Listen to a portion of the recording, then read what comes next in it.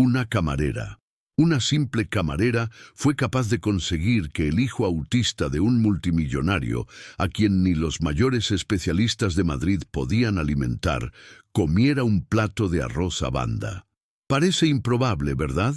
Pero lo que sucedió en aquella fastuosa mansión, tras puertas pesadas y pasillos silenciosos, cambió para siempre la vida de un hombre reservado, un niño solitario y una mujer a la que todos preferían ignorar.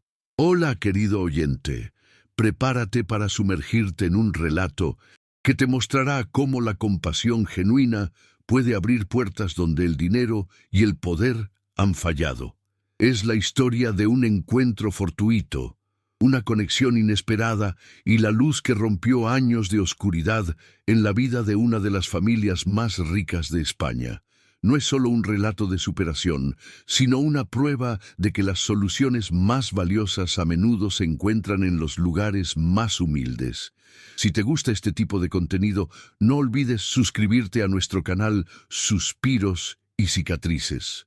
Publicamos un video todos los días. Dale like al video si te gusta esta historia y déjanos en los comentarios contándonos de dónde eres y a qué hora nos escuchas.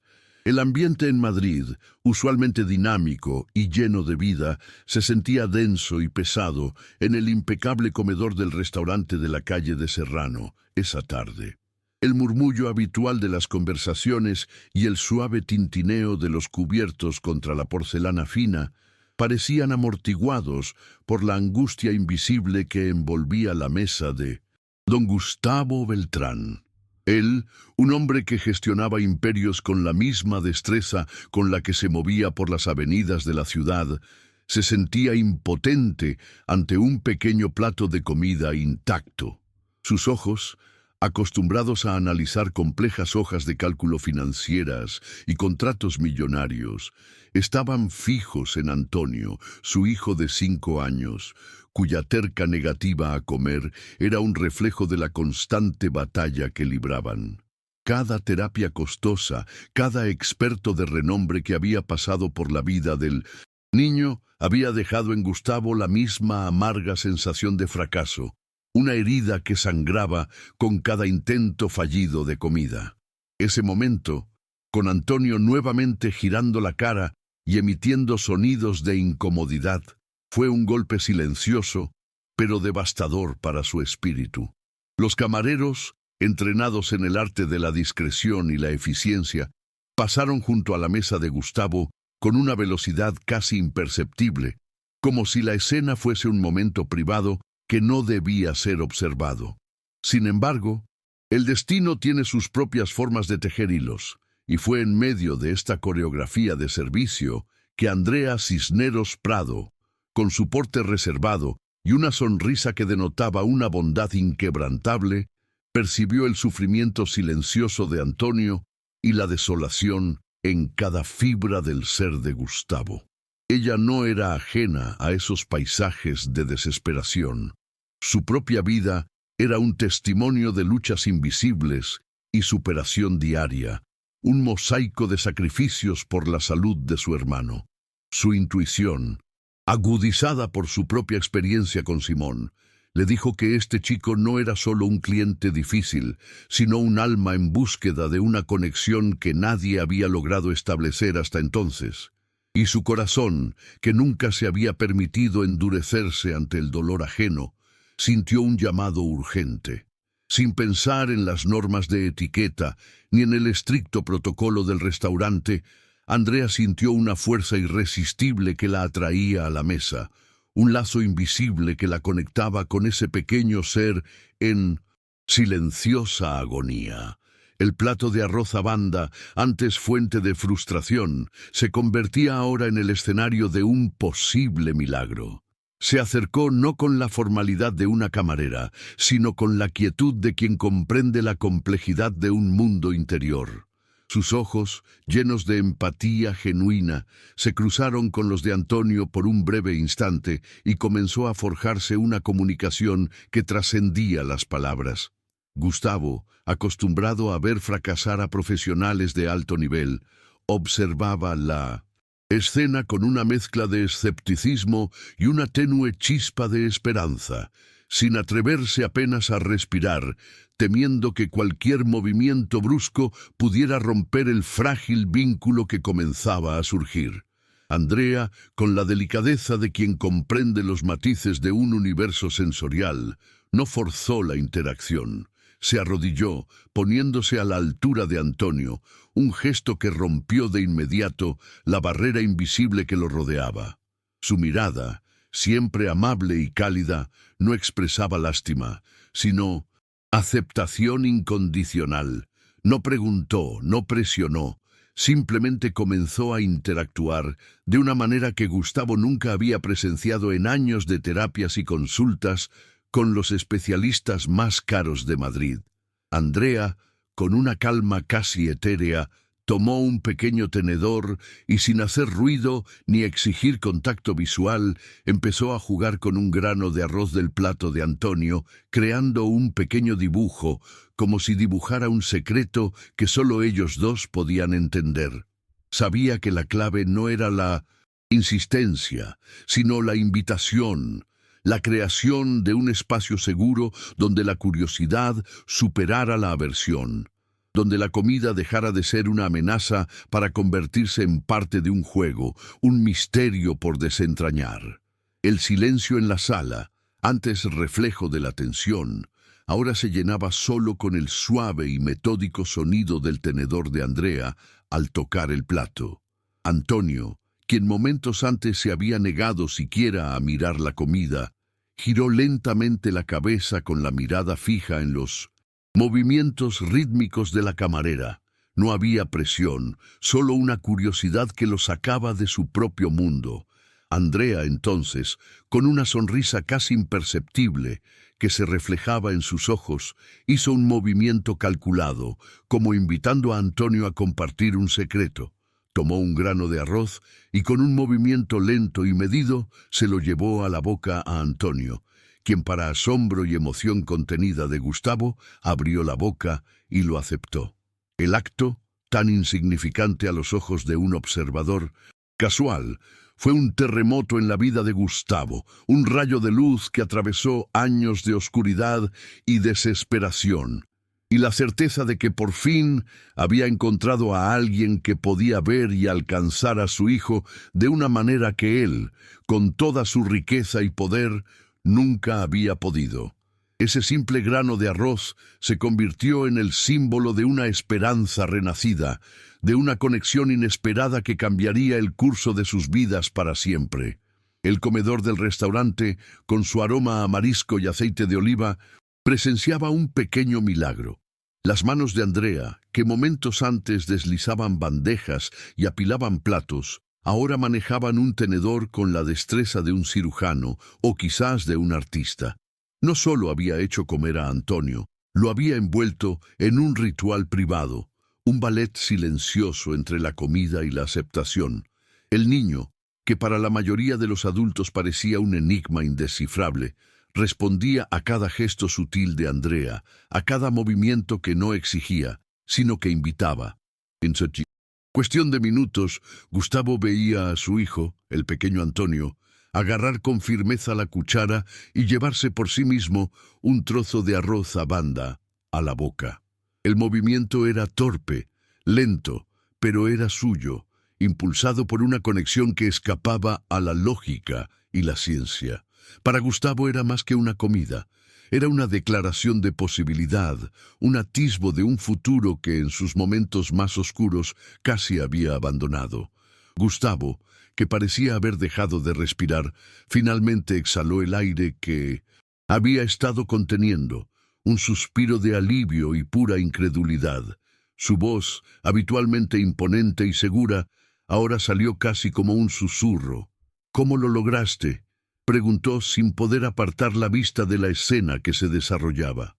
La pregunta no era de desconfianza, sino de profundo asombro, como si presenciara la magia más inexplicable. Andrea, aún arrodillada junto a Antonio, levantó la vista. Sus ojos transmitían una sencillez cautivadora. No parecía consciente de la magnitud de su hazaña, ni del abismo de desesperación del que acababa de rescatar el corazón de un padre. Había una humildad en su respuesta que contrastaba violentamente con la grandeza de Gustavo y el lujo del entorno. Su rostro, iluminado por una sonrisa cansada, pero genuina, expresaba la familiaridad con las dificultades que solo la experiencia de la vida puede conferir. «Oh, Señor, no fue nada fuera de lo común», respondió Andrea, sin artificio ni deseo de reconocimiento. La naturalidad de su voz fue como un bálsamo para Gustavo, acostumbrado a la pompa y formalidad de un mundo de profesionales caros. Fue la sinceridad de su respuesta lo que lo atrapó para siempre, algo que no se compraba ni se enseñaba. Continuó con la misma sencillez. «Mi hermano menor también es autista. He aprendido algunas técnicas que le funcionan bien». En ese momento, las complejas capas de don Gustavo Beltrán, el magnate, el hombre de poder e influencia, comenzaron a desentrañarse. Solo quedaba un padre, un hombre que finalmente había encontrado un alma que comprendía el dolor y la singularidad de su hijo. La frase de Andrea, tan común en ella, resonó en Gustavo como la más profunda de las revelaciones. Aquella joven camarera en su restaurante poseía un conocimiento y una sensibilidad que todos sus recursos no habían podido adquirir. Gustavo, que ya no era un cliente observador, sino un hombre en busca de respuestas, observaba a Andrea con una intensidad que haría temblar a muchos, pero que pareció despertar en ella solo una serena comprensión. No debía de tener más de 25 años, con su sencillo uniforme del restaurante de lujo, su cabello oscuro recogido en una práctica coleta y su amable sonrisa que transmitía una calma que inexplicablemente se había ganado la confianza de Antonio. «¿Tienes estudios en esa área?», preguntó con la voz aún teñida de incredulidad. El contraste entre la modestia de Andrea y la profundidad de su conexión con Antonio era sorprendente. Era como si la universidad de la vida, con sus duras y transformadoras lecciones, le hubiera otorgado un diploma que ningún centro académico podría igualar. Gustavo sintió la urgencia de comprender, de desentrañar el secreto de esa rara habilidad, pues se dio cuenta de que allí, en medio del servicio de almuerzo, yacía la clave de la vida de su hijo. Andrea, sin apartar la mirada, pero con una ligera vacilación, explicó su historia. «Empecé a estudiar psicología, pero tuve que dejarla para después, cuando mi abuela enfermó». Sus palabras fueron directas, sin adornos, describiendo una dura realidad de sacrificios y prioridades. Una vida de decisiones difíciles, de sueños pospuestos en nombre de la responsabilidad familiar. Continuó con un dejo de esperanza en la voz. «Ahora estoy ahorrando para volver a estudiar». Mientras ayudaba a Antonio a sujetar mejor la cuchara, mostrando la misma paciencia que ella antes, Gustavo absorbió cada palabra. No se trataba solo de la capacidad de Andrea para tratar con Antonio. Se trataba de la fortaleza de su carácter, su resiliencia ante la adversidad. Él, que vivía en un mundo de privilegios y comodidades, vio en Andrea una autenticidad y una determinación que rara vez encontraba en su círculo social. Aquella conversación en la mesa del restaurante, con un tenedor y un plato de arroz a banda como testigos silenciosos, le reveló a Gustavo un universo de valores que él, en su búsqueda de soluciones complejas, había olvidado. Ese momento no fue solo el comienzo de una nueva etapa para Antonio. Fue el despertar de una nueva perspectiva para Gustavo, un reconocimiento de que las respuestas más valiosas a menudo provienen de los lugares más inesperados. En ese momento, en el sordo bullicio de la sala, con el tintineo de los tenedores y el aroma de la cocina impregnando el aire, don Gustavo Beltrán sintió algo que no había experimentado en mucho tiempo, la llama pura y encantadora de la esperanza. Desde el diagnóstico de Antonio, una sombra que se extendía por sus vidas y se agudizaba con la enfermedad que se había llevado a su amada Elisa 3 años antes. Se había recluido en una rígida y solitaria rutina. Su vida se dividía entre el vasto imperio de sus negocios y la ardua tarea de criar a un hijo con el que apenas podía comunicarse. Esa desconexión que lo corroía por dentro era un peso que ni siquiera toda su fortuna podía aliviar. Sin embargo, ver a Andrea allí, con su sencillez y su don, desentrañando los códigos de Antonio con una naturalidad que parecía mágica, encendió una chispa, un atisbo de un futuro donde la comunicación y la alegría finalmente podrían florecer. Fue una sensación casi abrumadora, una promesa silenciosa que comenzó a tomar forma en su corazón. La urgencia de Gustavo era palpable, pero se expresaba con la calma contenida de un hombre de negocios.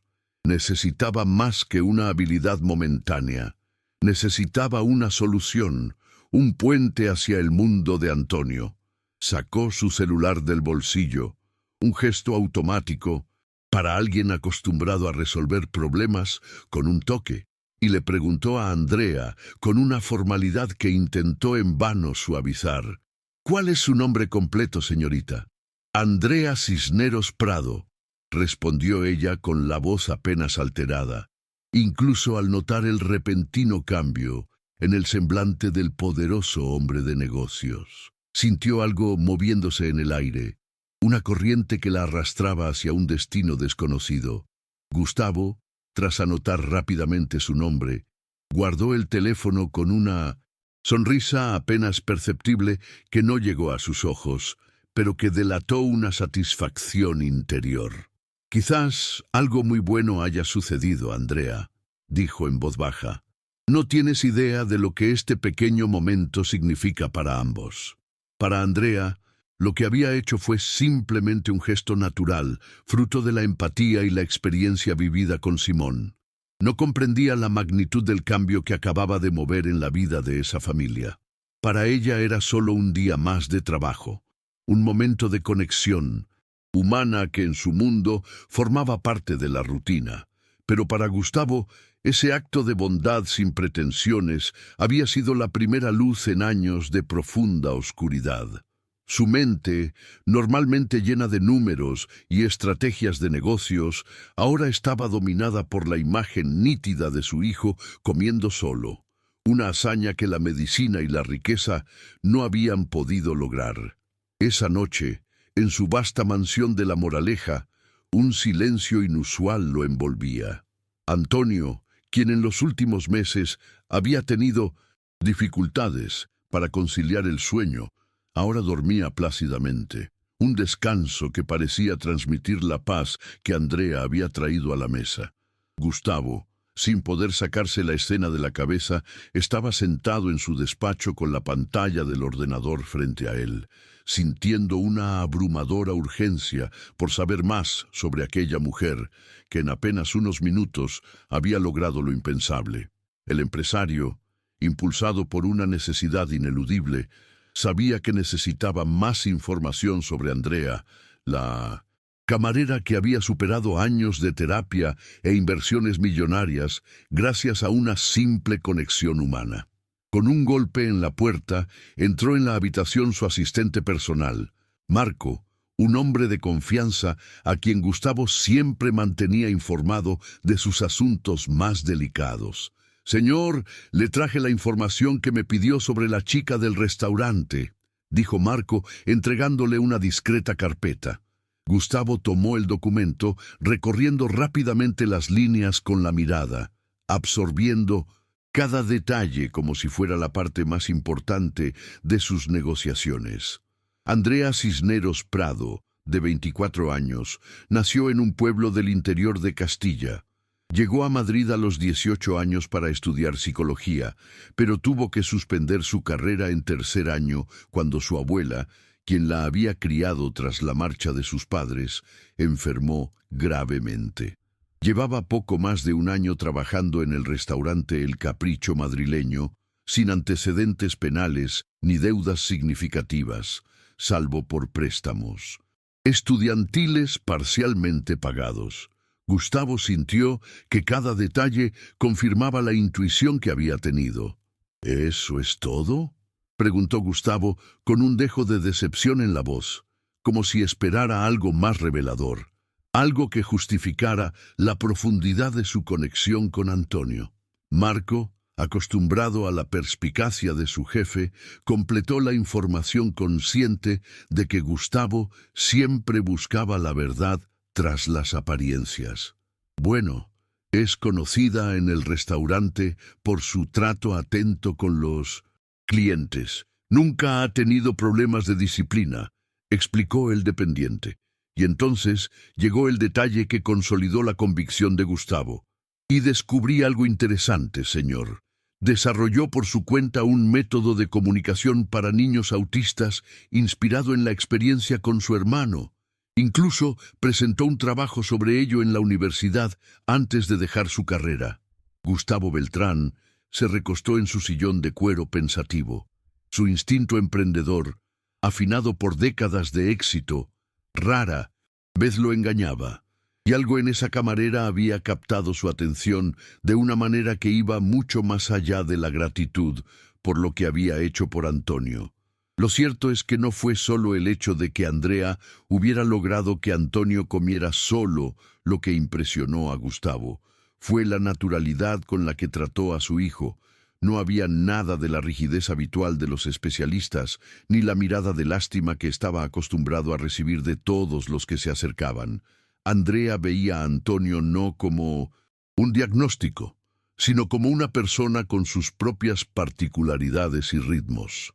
Esa ausencia de prejuicios fue un soplo de aire fresco en un mundo asfixiado por las etiquetas. Gustavo reflexionó un largo momento. El silencio de la noche en su vasta mansión era el único testigo de sus pensamientos. Finalmente rompió el silencio, su voz cargada de una nueva y firme determinación. Marco, quiero que la invites formalmente para que venga aquí como consultora para ayudar con Antonio, dijo, con la autoridad de quien no acepta un no por respuesta. Ofrécele una remuneración generosa, algo que no pueda rechazar, algo que la libere de sus preocupaciones financieras y le permita dedicarse por completo a mi hijo, pues él la necesita más que nadie. Marco, hombre cauteloso por naturaleza y acostumbrado a lidiar con los vaivenes del mundo empresarial, no pudo evitar expresar su sorpresa y quizás un atisbo de escepticismo. ¿Está seguro, señor? Apenas conocemos a esta chica, preguntó con voz educada, pero con un dejo de aprensión. Gustavo, sin embargo, permaneció imperturbable. La conexión que Andrea había establecido con Antonio era algo que nunca antes había visto, algo que trascendía la lógica y la experiencia. Para él era un presagio, una promesa.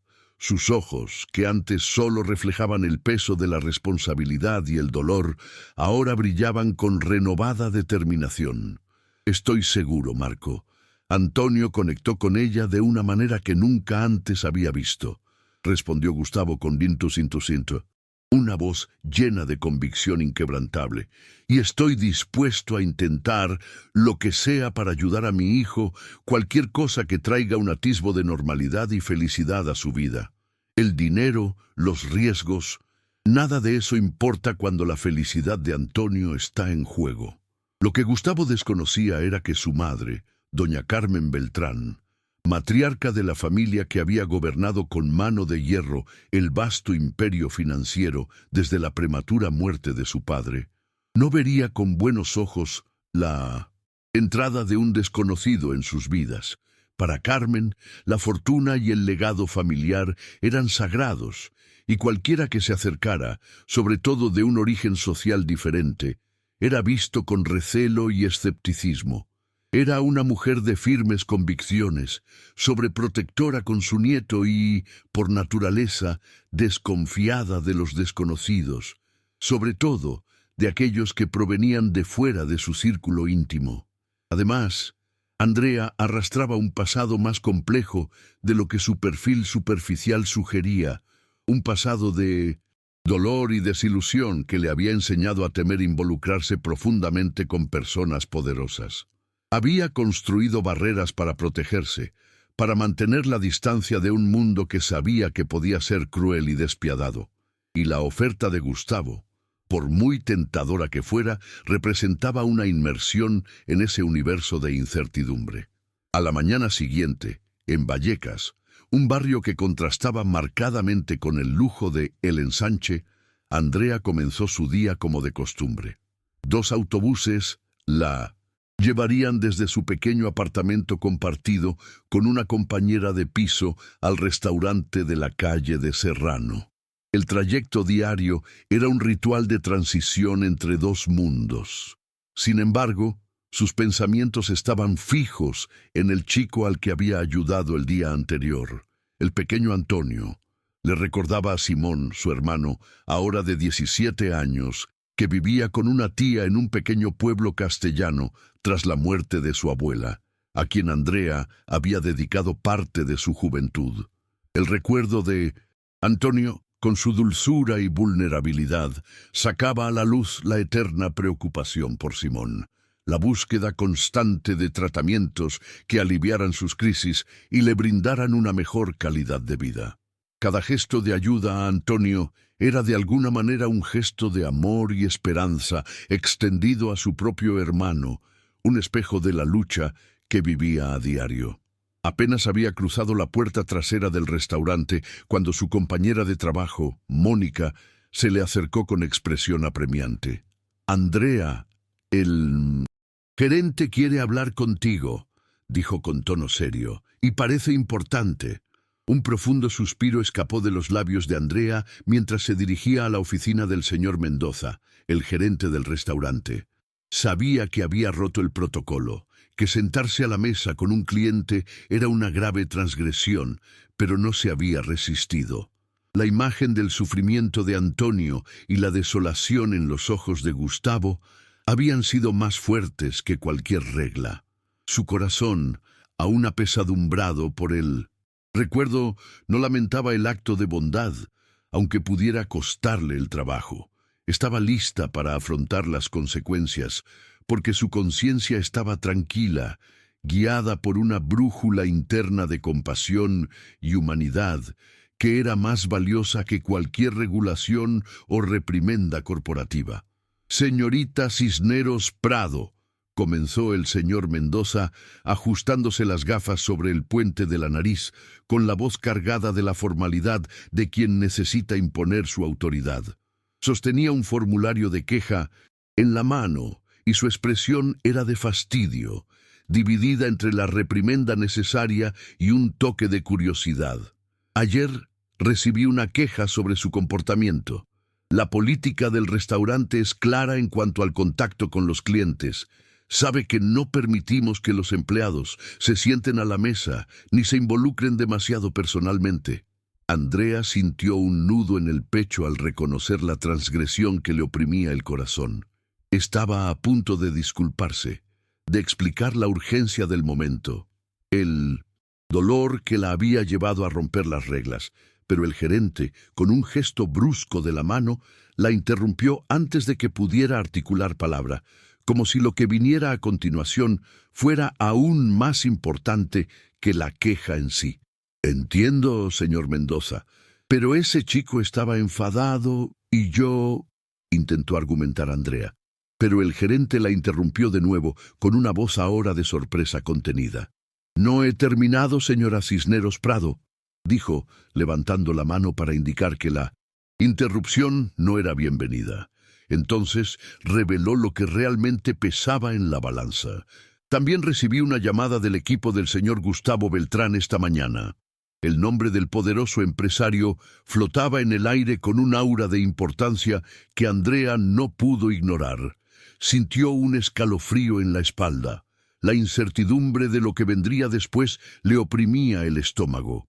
La queja, que antes parecía el centro de la reunión, de repente se volvió insignificante cuando se mencionó a don Gustavo. La llamada evidentemente no era para quejarse, sino para elogiar o quizás para hacer una propuesta inesperada. El gerente abrió un cajón de su escritorio y sacó un sobre sellado con un discreto escudo de armas, pero que destilaba la sofisticación de una familia tradicional madrileña. Me pidió que le diera esto, explicó entregándole el sobre a Andrea. La formalidad del gesto, la forma en que se entregó el papel con cuidado, ya indicaban que no se trataba de una simple carta de agradecimiento. «Es una invitación a una entrevista en su residencia», continuó el señor Mendoza, y luego añadió en un tono que demostraba la autoridad del remitente. «Y dejó claro que está libre de trabajo durante el tiempo que sea necesario para cumplir con este compromiso, sin ningún prejuicio». Andrea tomó el sobre con las manos ligeramente temblorosas. La textura del papel y el emblema dorado con las iniciales GB, Gustavo Beltrán, en relieve, parecían cargar con el peso de un mundo que apenas conocía. Una puerta que nunca imaginó que existía se abría ante ella. Una invitación a un universo de posibilidades e incertidumbres. Andrea, aún con el sobre en la mano y el pulso acelerado, interrogó al gerente con una voz que apenas disimulaba su sorpresa. «¿Quién es exactamente este cliente, señor Mendoza?», preguntó, intuyendo que tras esa invitación se escondía algo mucho más importante. La mención de su liberación del trabajo era un privilegio inusual, y la urgencia en la voz de Gustavo, incluso filtrada por la formalidad del gerente, indicaba la importancia del hombre.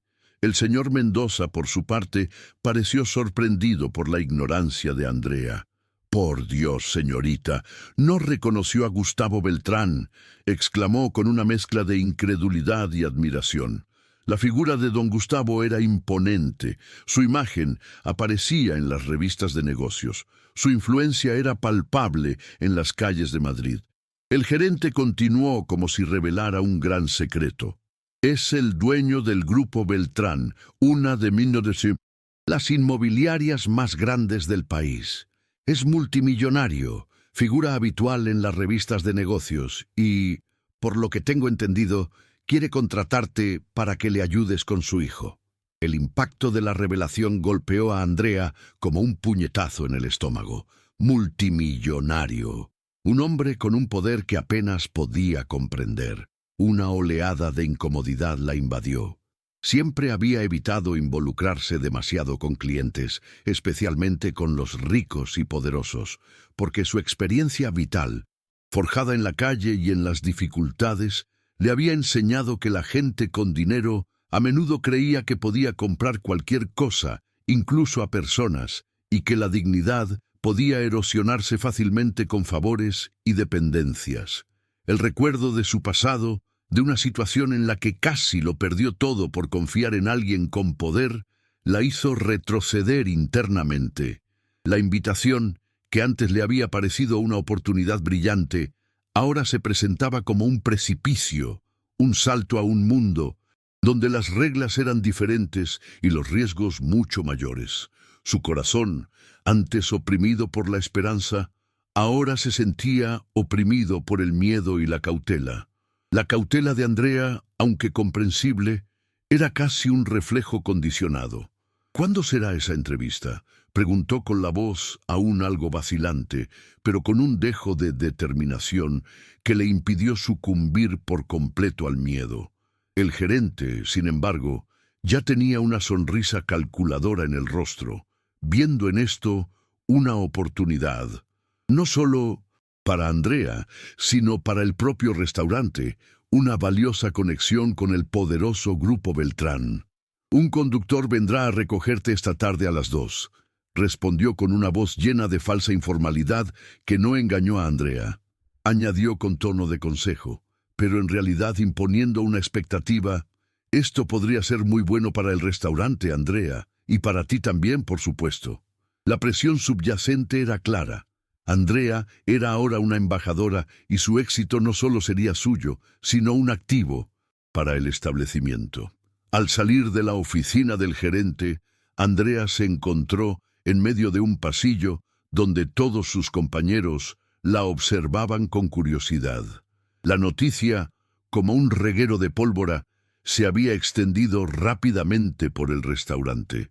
Susurros y miradas la seguían, y Andrea sentía el peso de la expectación sobre sus hombros. Mónica, su compañera de trabajo, fue la primera en acercarse con los ojos abiertos y la emoción contenida. «¿Qué ha pasado?», preguntó con una voz que casi sonaba a chisme. «¿Es cierto que vas a trabajar para Gustavo Beltrán?». Andrea sintió una mezcla de incomodidad y sorpresa. No sabía qué decir porque la magnitud de lo que estaba a punto de suceder aún no se había materializado del todo en su mente. El nombre Gustavo Beltrán parecía resonar por los pasillos, un recordatorio constante de la magnitud de la situación en la que se encontraba. «Todavía no sé ni de qué se trata», respondió Andrea, guardando el sobre en su bolso, como si quisiera proteger el secreto que contenía, o quizás a sí misma de la curiosidad ajena. Intentó minimizar lo sucedido, intentando convencerse de que era algo sencillo, cotidiano. «Acabo de ayudar a un chico que tenía problemas para comer», dijo con una sencillez genuina, pero que a sus compañeros les parecía irreal. Mónica, sin embargo, no lo dejó pasar fácilmente. «Un chico que resulta ser hijo de uno de los hombres más ricos de Madrid», exclamó con los ojos brillantes ante la idea de ascender socialmente. «Chica, esta es tu oportunidad de salir de aquí y volver por fin a la universidad». La presión para aceptar, para aprovechar la oportunidad de cambiar de vida era inmensa.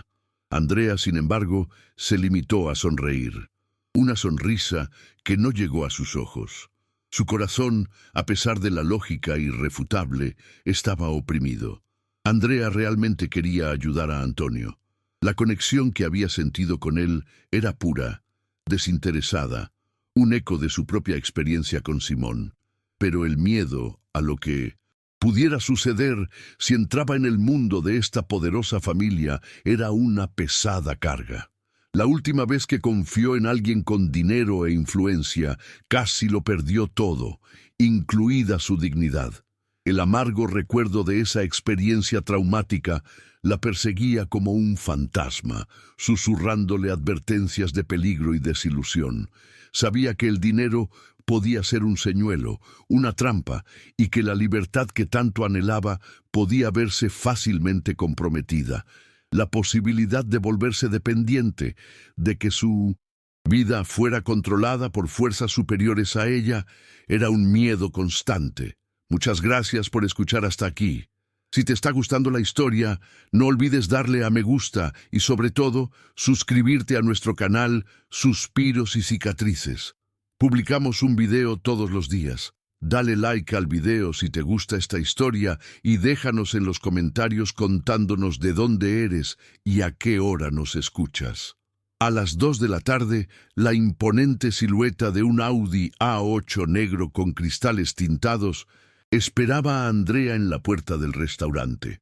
El coche, ostentoso símbolo de poder y riqueza, atraía las miradas curiosas de los transeúntes y, sobre todo, de los demás empleados del capricho madrileño que se asomaban discretamente por las ventanillas. Aquel vehículo, que para algunos representaba la ascensión, para Andrea era un portal a un mundo que siempre había intentado mantener a distancia. El conductor, un hombre de mediana edad con expresión seria pero respetuosa, se acercó a ella. «Señorita Cisneros Prado», preguntó. «Soy Pedro, el chofer del señor Beltrán. Estoy aquí para llevarla a su residencia». Andrea asintió, sintiéndose extrañamente fuera de lugar con su uniforme de camarera. No había tenido tiempo de ir a casa a cambiarse y la sencillez de su ropa contrastaba marcadamente con el lujo que la aguardaba. «Soy un poco inapropiada para una entrevista», comentó Andrea señalando su uniforme en un intento de romper el hielo y quizás justificar su apariencia. Pedro, sin embargo, respondió con una leve sonrisa comprensiva. «No se preocupe, señorita. El señor Beltrán fue muy claro al decir que no serían necesarias las formalidades. Él valora la autenticidad por encima de todo». Esa frase, dicha con tanta naturalidad por un hombre acostumbrado a los rigores de la etiqueta, sorprendió a Andrea. Reveló una faceta de Gustavo que no esperaba, una franqueza que parecía contradecir la imagen de magnate frío y distante que proyectaba. Fue un pequeño alivio, una señal de que quizás este nuevo mundo no era tan impenetrable como ella había imaginado. Mientras conducían, Madrid fue cambiando gradualmente. Sus calles estrechas y encantadoras dieron paso a avenidas más amplias y arboladas al acercarse a La Moraleja, el barrio más exclusivo de la ciudad. Edificios comerciales y apartamentos urbanos dieron paso a suntuosas mansiones ocultas tras altos muros y elaboradas puertas, como fortalezas de otro tiempo. Andrea observaba cómo el paisaje cambiaba con cada kilómetro. El contraste entre su mundo y el de Gustavo se hacía más pronunciado. Era la primera vez que visitaba esa parte de la ciudad, un universo paralelo de privilegio y ostentación. ¿Es tu primera vez en La Moraleja?, preguntó Pedro notando la curiosidad en sus ojos. Sí, respondió ella simplemente, sin adornos. Nunca he tenido ningún motivo para venir a esta parte de la ciudad.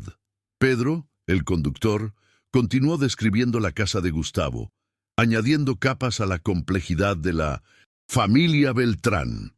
El señor Beltrán vive en una de las fincas más grandes de la zona, dijo. Y entonces llegó un detalle conmovedor que Andrea no esperaba.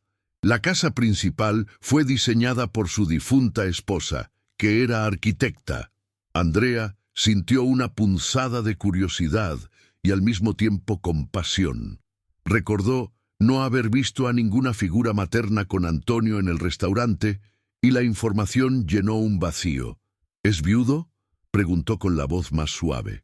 Sí, doña Elisa nos dejó hace 3 años, respondió Pedro con un tono que revelaba la tristeza de su pérdida. Fue una gran pérdida para todos, especialmente para el pequeño Antonio.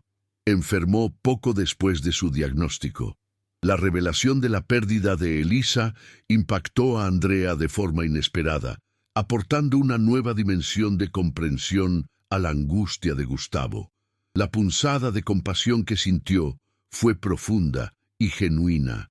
Perder a una madre a tan temprana edad, especialmente para un niño como Antonio, que ya enfrentaba tantos desafíos para comprender el mundo, debió haber sido devastador. La imagen de Antonio, tan frágil y vulnerable, se mezclaba ahora con el dolor de un padre que había perdido a su pareja y que solo soportaba el peso de una inmensa responsabilidad. La tristeza de Pedro, evidente en su tono, confirmó la profundidad de ese duelo familiar. Andrea, en su silencio, pudo ver la soledad tras la fortuna de Gustavo, una soledad que ni todo el lujo de Madrid podía colmar. Finalmente, el Audi A8 negro se detuvo frente a una imponente verja, una obra de arte de hierro forjado que parecía albergar los secretos de la mansión. Tras una breve comprobación por intercomunicador, las puertas se abrieron lentamente, revelando una larga avenida bordeada de árboles bien cuidados y un paisaje que parecía sacado de una postal. Al final del sinuoso camino, la mansión de estilo contemporáneo se alzaba imponente y elegante, con grandes ventanales que reflejaban el cielo de Madrid y líneas arquitectónicas depuradas que denotaban un diseño sofisticado. «Ya llegamos, señorita», anunció Pedro, aparcando el coche cerca de la entrada principal. Andrea bajó del vehículo sintiéndose empequeñecida por la grandeza del lugar. Esto no era solo una casa, era un mundo aparte, un santuario de riqueza e historia al que estaba a punto de entrar. En la puerta principal, una mujer de unos 50 años, vestida con ropa modesta, pero a la vez elegante, esperaba. Su sonrisa era cálida, casi un bálsamo para el creciente nerviosismo de Andrea. «Bienvenida, señorita Cisneros Prado», dijo con voz suave y acogedora. «Soy Hortensia, el ama de llaves. El señor Beltrán la espera en su despacho y Antonio está en su sesión de terapia ocupacional». Hortensia Con la naturalidad de quien conoce cada rincón de esa vasta propiedad, condujo a Andrea a través de un impresionante vestíbulo con techo de doble altura y una escalera curva que conducía al segundo piso. Las paredes estaban decoradas con obras de arte que Andrea, aunque no era una experta, reconoció como obras de reconocidos artistas españoles y latinoamericanos, testimonio del buen gusto y la cultura de la familia Beltrán. «Es una casa hermosa», comentó Andrea, tratando de ocultar el nerviosismo que la embargaba. La belleza del lugar era innegable, pero también abrumadora, un recordatorio constante de la distancia.